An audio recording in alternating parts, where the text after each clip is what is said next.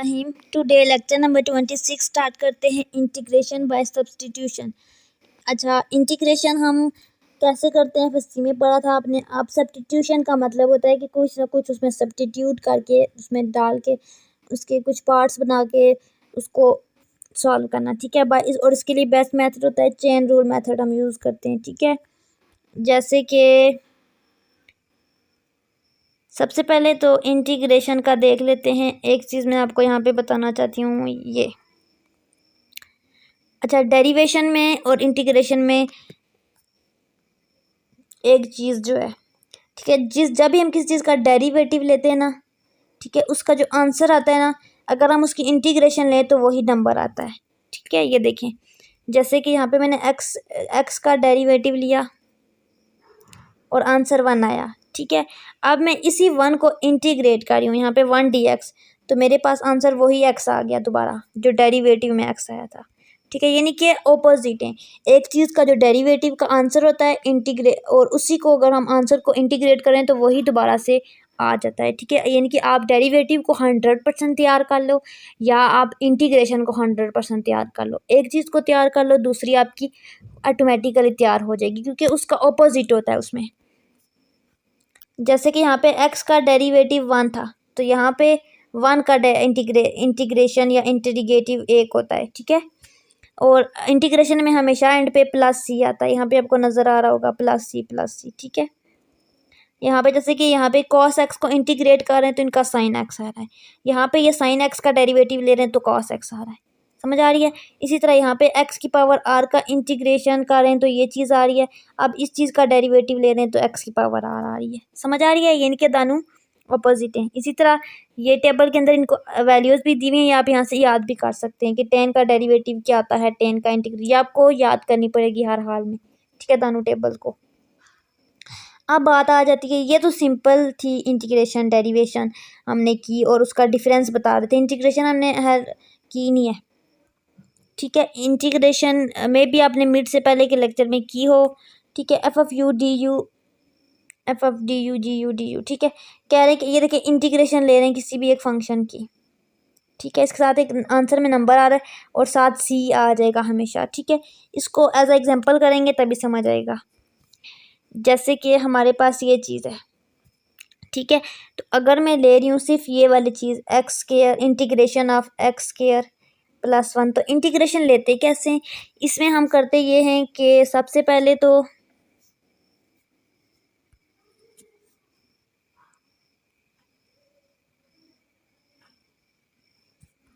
जो ये नंबर होता है, ठीक है, वही लिखते हैं एज इट इज़ वेरिएबल और उसकी पावर में एक प्लस करते हैं। यहाँ पे 2 था तो 2 + 1 3 हो जाएगा, ठीक है। और जो पावर न्यू आएगी ना 3, उसी को डिवीजन में भी लिखते हैं। ये होता है इंटीग्रेशन का तरीका। और x की जगह पे यहाँ पे 1 का इंटीग्रेशन हमेशा वही वेरिएबल होता है जो यूज़ होता है, तो यहाँ पे x वेरिएबल यूज़ हो रहा है तो 1 का x होगा और x/1 जो है वही होता है, ठीक है। ये इसकी इंटीग्रेशन आ गई है, निकाल दी, ठीक है। लेकिन अब यहाँ पे मसला क्या है, यहाँ पे इसकी पावर भी 15 है, ठीक है। x - x² + 1 तो हो जाएगा, इसकी इंटीग्रेशन हो जाएगी। अब इसकी पावर भी 15 है, डॉट 2x भी है, dx भी है, तो इसमें देखें तो 3 चीज़ें इंटीग्रेशन वाली हैं, तो इसको सॉल्व करना मुश्किल हो जाएगा। इसलिए हम क्या करेंगे, इसमें सब्स्टिट्यूशन करेंगे, कोई ना कोई चीज़ रखेंगे। तो हम लेट करते हैं कि ये जो चीज़ है ये u है, ठीक है, ये u के इक्वल है। इससे ये होगा कि फिर हमारे पास इंटीग्रेशन, फिर हमारे पास क्या आ जाएगा, एफ ऑफ यू, सॉरी यहाँ पे जब पुट की तो इंटीग्रेशन ऑफ u आ जाएगी, ये चीज़ पुट करेंगे और उसकी पावर 15, ये, ठीक है।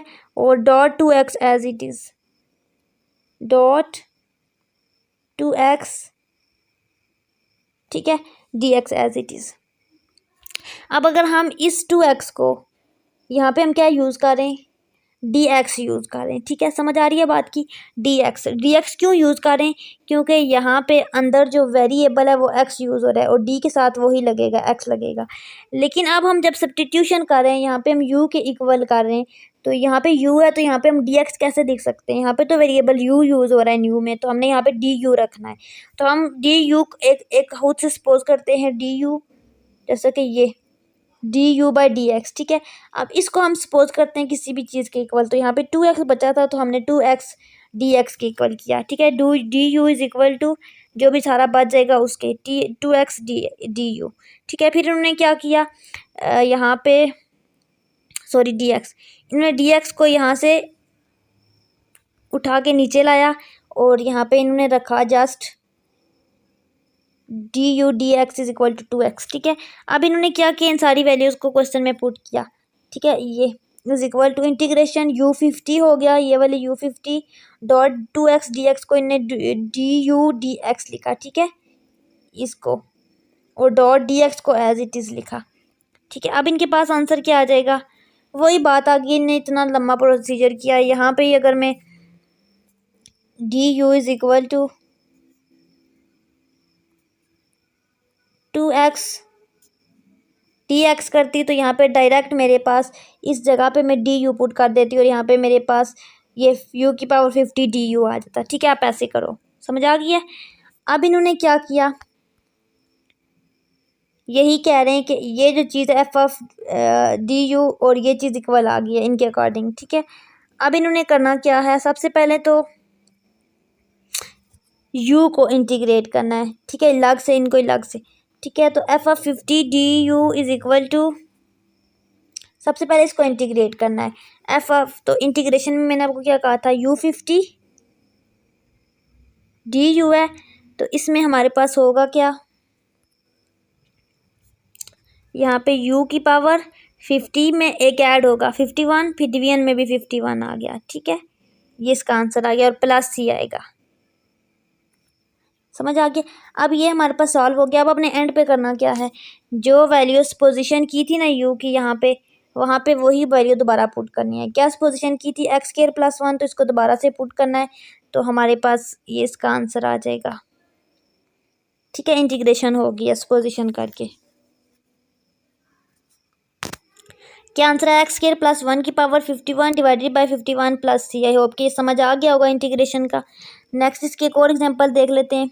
Make the choice of u से u is equal to g of x, ठीक है। कंप्यूट g du बाई, वही ये स्टेप बता रहे हैं कि इंटीग्रेशन कैसे लेनी है जब हमारे पास इस तरह का प्रोसीजर आ जाए कि हमारे पास एक इंटीग्रेशन के अंदर 2-3 चीज़ें इंटीग्रेट हो रही हों, यानी कि हम सब्स्टिट्यूशन कर रहे हों।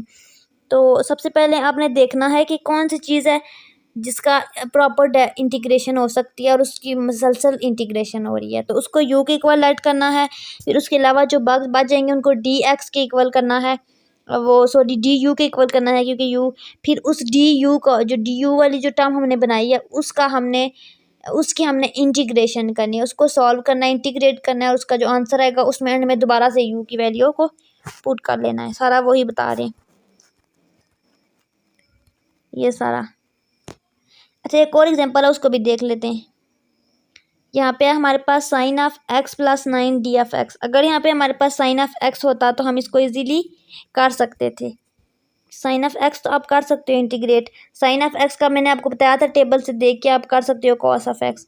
लेकिन यहाँ पे sin ऑफ x + 9 का कभी भी आप इंटीग्रेशन नहीं कर सकते। साइन ऑफ x + 9 का कोई इंटीग्रेशन है ही नहीं टेबल के अंदर। साइन ऑफ x का है लेकिन साइन ऑफ x + 9 का नहीं है। इसलिए आप अपने करना क्या है, सबसे पहले सब्स्टिट्यूशन करनी है। तो इसको मैं u कह देती हूँ, साइन ऑफ u, ठीक है। ये x + 9 is equal to u, तो इंटीग्रेशन, ठीक है। इसी चीज़ में x + 9 की जगह u पुट करना है और जो बाकी बच जाएंगे उसकी जगह पे du, यानी कि dx को du कह देना है, ठीक है। अब इन्होंने करना क्या, इंटीग्रेशन करनी है। तो साइन की इंटीग्रेशन हमारे पास होती है माइनस कॉस ऑफ x, तो यहाँ पे u है तो माइनस कॉस ऑफ u हो जाएगी, ठीक है। और प्लस क्या होगा, c एज इट इज साथ आ जाएगा, ठीक है। उसके बाद माइनस एंड पे u की जगह पे वैल्यू पुट कर देनी और आंसर दे देना। यही स्टेप आपने ऊपर वाले क्वेश्चन में भी करना है, उसमें फजूल 2-3 स्टेप ऐड किए, उनको स्किप कर देना। एक दफ़ा फिर बता देती हूँ ऊपर वाली एग्जाम्पल को।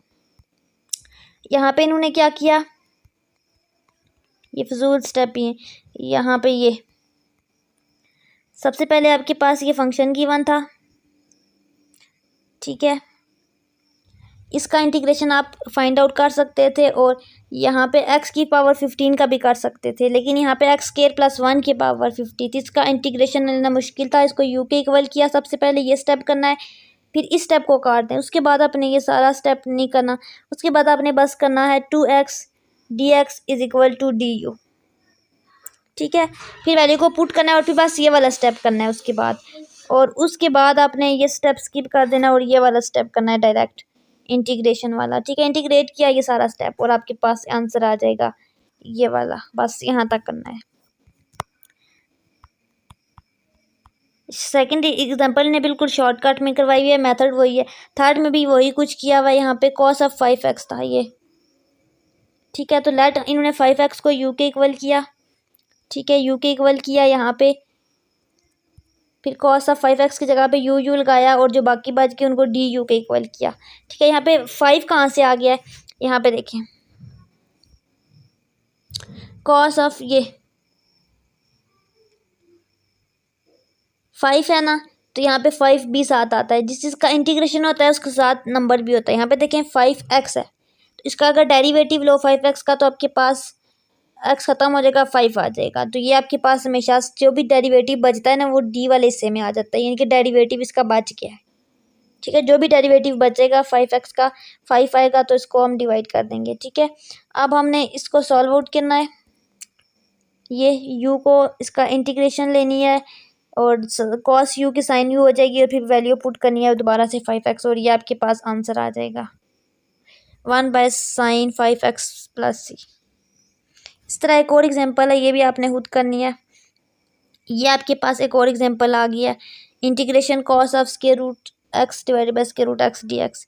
तो अगर हम इस स्क्वायर रूट को u के इक्वल करेंगे तो cos ऑफ और जो बाकी बच जाएगा ये देखें cos ऑफ, इसके अंदर क्या है integration cos of integration square root of x को हमने u कर दिया है, ठीक है। तो यहाँ पे u आ जाएगा cos ऑफ u डॉट जो बचेगा उसको हमने क्या करना है du लेना है। तो यहाँ पे क्या बचा है dx divided by square root of x, ठीक है। तो ये देखें du is equal to 1/2 square root of x dx, ठीक है। अब हमारे पास आ जाएगा 1 square root of x dx।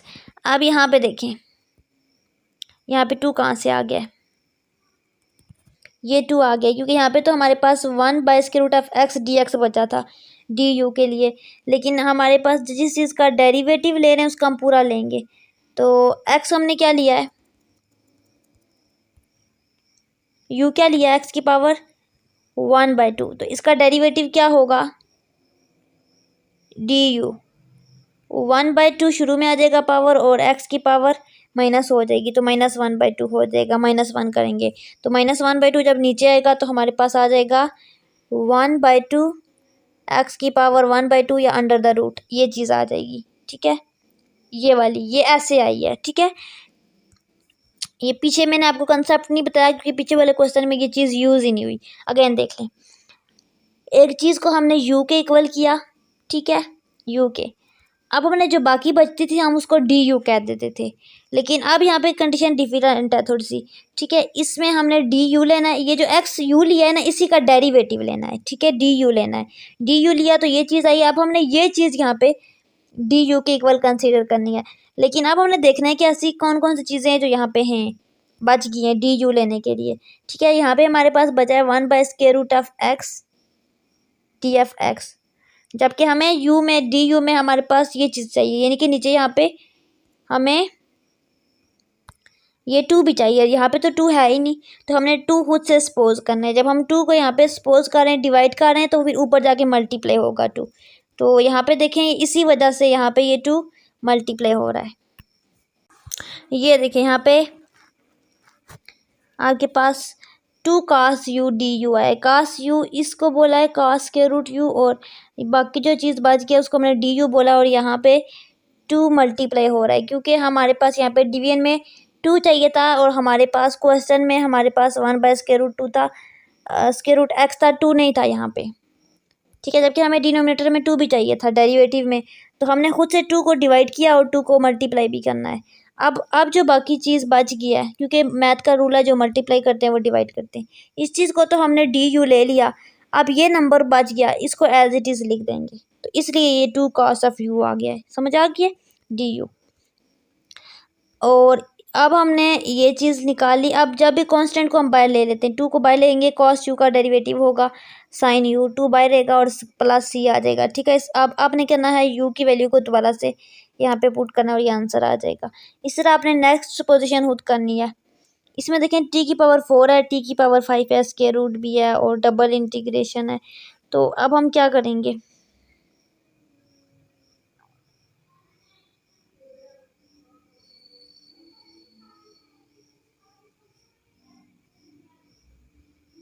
T की पावर 4 - 3।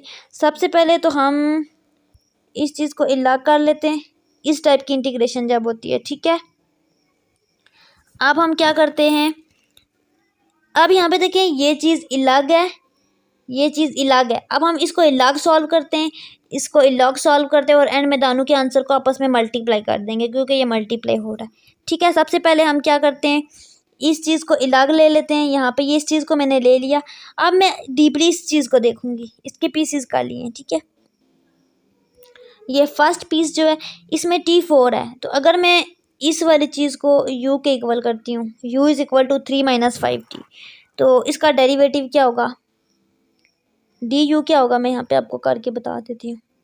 3 का डेरिवेटिव हमेशा 1 होगा, 0 होता है, क्योंकि x की पावर सब्ट्रैक्ट होती है। -5 एज इट इज़, और t की पावर 5 हो तो क्या होता है, पावर शुरू में आ जाती है डेरिवेटिव में 5, और t की पावर कम होती है एक पावर में, 5 - 1 4, तो ये आंसर आ जाएगा। तो 0 को ख़त्म कर देते हैं, -25 t की पावर 4, ये मेरे पास डी यू आना चाहिए। अब मैं देखती हूँ आया ये चीज़ हो रही है। हाँ, यहाँ पे मैंने इंटीग्रेशन जब इसको 3 - 5 टी की पावर को यू किया, ठीक है, इंटीग्रेशन स्क्वायर रूट यू किया इसको। ठीक है, इसके अलावा मेरे पास अब क्या क्या बच गया यहाँ पे देखिए, मेरे पास एक बच गया टी की पावर 4 और डी टी, 2 चीज़ें बच गई हैं। ठीक है, अब मैं देखती हूँ जो मैंने डेरिवेटिव लिया है क्या उसमें सारी चीज़ें आती हैं जी। T4 भी आ गया है, DT भी आ गया है, लेकिन यहाँ पे मेरे पास एक मसला है, मेरे पास यहाँ पे -25 भी आता है, जबकि यहाँ पे -25 नहीं है। अब मैं क्या करूँगी, अब मैं -25 को यहाँ पे मल्टीप्लाई और डिवाइड करूँगी। यहाँ पे -25 डिवाइडेड बाय -25। अब यहाँ पे ये मल्टीप्लाई हो रहा है, तो मल्टीप्लाई वाला तो DT के इक्वल हो जाएगा और डिवाइड वाला बच जाएगा। ठीक है, जो बच जाएगा डिवाइड वाला उसको मैं यहाँ पे रख लूँगी, -1/25। अब मैं इसकी पोजीशन लिखती हूँ जो मैंने की है। ठीक है, सबसे पहले integration of u D you, और बच क्या क्या है 1/-25 बच गया। ठीक है, तो -1/25 को बाहर ले आएंगे और डी यू डी टी लिख लेंगे, डी यू लिख लेंगे, यू डी यू। ठीक है, अब हम इसको इंटीग्रेट करेंगे, ये चीज़ आ गई। ठीक है, इसको इंटीग्रेट किया, सॉल्व आउट किया और फिर वैल्यू को पुट कर दिया। ठीक है, यहाँ पे इन्होंने एक ही पार्ट किया है T4 3 - 5t, इन्होंने इसका सेकंड पार्ट किया ही नहीं है। ठीक है, बल्कि इन्होंने सेकंड पार्ट ऊपर ही कर लिया यहाँ पे ही, इस चीज़ को जस्ट इन्होंने यहाँ पे नीचे सॉल्व किया है। ठीक है, ये जो चीज़ थी ना इसको इन्होंने अलग से यहाँ पे सॉल्व किया है, ये इन्होंने खुद रॉन्ग किया हुआ है। ठीक है, U50 आ गया। अब U50 की जो वैल्यू यहाँ पे आपके पास आई थी, यहाँ पे आपने u की जगह पे x² + 1 लिखना था, यानी कि इंटीग्रेशन ऑफ x², या शायद इन्होंने ये बाय मिस्टेक लिख दिया होगा, इसको कैंसिल कर दिए, क्वेश्चन यहाँ तक ही है। ठीक है, यहाँ पे आज का लेक्चर ख़त्म हो गया। आई होप कि आज का लेक्चर आपके लिए बेनिफिशियल होगा। दुआ में याद रखें। अल्लाह हाफिज़।